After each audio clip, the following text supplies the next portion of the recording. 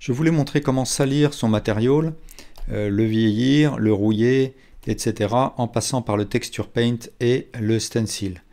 Donc préalablement, j'ai préparé mon pochoir, mon stencil, dans un éditeur d'images. Et voilà ce que ce sera, c'est une image en noir et blanc ou en niveau de gris. Et puis ce qu'il faut que je fasse, c'est que je fasse un dépliage de mon objet, un dépliage UV, de manière à ce qu'il puisse recevoir la peinture que je vais effectuer.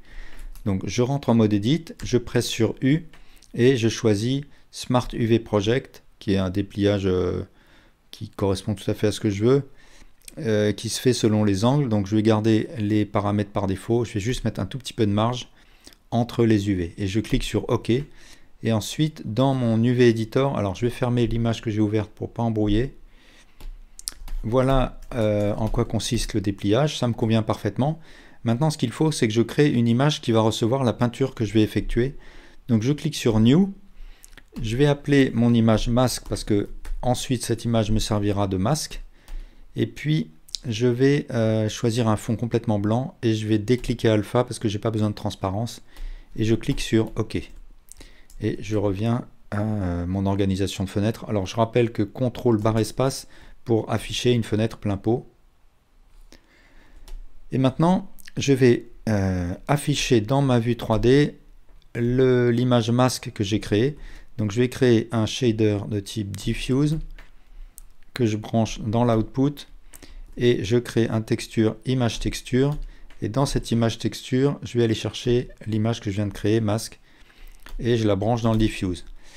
Ensuite, je pourrais avec un CTRL T, là j'ai activé la donne qui s'appelle Node Wrangler. Donc avec CTRL T, je peux créer un texture coordinate et un mapping en amont de mon image texture, de manière à bien définir l'UV comme référence pour la projection de mon image, mais de toute façon, par défaut, Blender aurait utilisé l'UV déplié. Donc maintenant, ce que je vois dans ma vue 3D, c'est que s'affiche sur mon objet l'image que j'ai appelée masque et je vais pouvoir peindre dessus. Donc je repasse en mode Object et puis avec un CTRL Tab, je choisis Texture Paint. Comme mode d'affichage, je peux soit choisir Material, soit Rendered. Si je suis dans Eevee, je peux choisir Rendered parce que ça va aller assez vite. Et puis, je peux ouvrir mes outils de Texture Paint. Ici, j'ai sélectionné la brosse par défaut, c'est parfait, la brosse Draw. Et puis, je vais ouvrir les settings de ma brosse et je vais ouvrir le panneau Texture. Et là, je vais cliquer sur New. Je sélectionne Stencil. Et puis, je vais sous le panneau Properties et sous Texture, je vais aller sélectionner Image or Movie. Je pourrais sélectionner par exemple une des textures procédurales de Blender, par exemple Clouds. Et voilà ce que ça donnerait. Mais ce que je veux, c'est aller chercher l'image que j'ai créée plus tôt, l'image de pochoir que je montrais. Donc, je choisis Image or Movie. Et ici, je vais aller ouvrir mon image. Moi, je l'ai déjà chargée, donc je la sélectionne ici dans le menu déroulant et elle va venir s'afficher ici. Voilà. Et maintenant, dans ma vue 3D, ce que je vois, c'est mon pochoir qui s'affiche en transparence. Alors la transparence, je peux la régler sous Cursor et sous Texture Opacity. Par exemple, si je mets 80, mon pochoir sera beaucoup plus visible. Je vais me mettre à 30. Et puis, pour manipuler mon pochoir, eh bien, je fais un clic droit pour déplacer, clic droit, CTRL pour faire une rotation, clic droit et Shift pour agrandir ou réduire mon pochoir.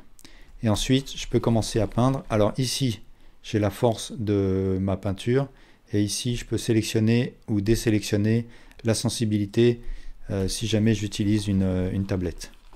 Et je commence à peindre sur ma texture que j'ai appelée masque à partir de mon pochoir. Donc je peins de cette manière là et ce que je vois c'est que peu à peu l'image qui s'appelle masque ici dans l'UV Editor est peu à peu peinte comme ça Et ce que je peux faire au bout d'un moment, c'est sauver cette image. Soit je fais un pack et à ce moment-là, l'image est sauvée à l'intérieur du fichier blend, soit je fais un save as et à ce moment-là, je sauve l'image dans un dossier et il faudra que je fasse attention à ce que ce dossier accompagne mon fichier blend. Et enfin, quand j'ai terminé, eh bien, je peux revenir en mode object et utiliser l'image créée comme masque dans mon material. Donc par exemple, ce que je vais faire, c'est utiliser le matériau que j'avais créé, qui est un matériau doré comme ça, avec la valeur métallique à 1, une couleur de base orange comme ça, et le roughness très faible pour avoir beaucoup de réflectivité. Et mon masque, je vais le brancher dans l'entrée roughness, et de cette manière-là, ça va déterminer les zones qui seront réflectives et celles qui ne le seront pas. Donc en fait là, peut-être que ce que je veux faire, c'est inverser. Donc je peux par exemple créer un converteur color ramp et puis inverser les noirs et blancs. Et si je veux que mon blanc soit un petit peu plus brillant, je peux le noircir comme ça. Et voilà, j'obtiens mes variations sur ma texture, sur mon matériel, avec des zones plus ou moins brillantes. Ce que je peux faire aussi, c'est utiliser le masque créé dans un facteur, dans un mix shader. Par exemple, je crée mon mix shader, je branche 2 diffuse par exemple, pour faire simple.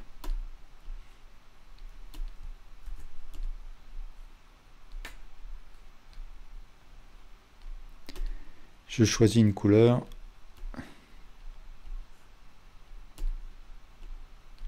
Et je branche mon masque dans le facteur. Alors, je vais les inverser là.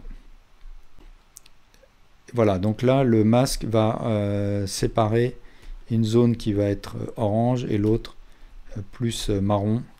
Et bien sûr, je peux utiliser ce masque pour des configurations de nodes plus complexes avec des nodes glossy, etc.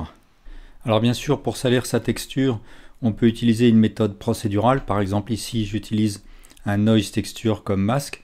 Ça va être plus rapide à mettre en place.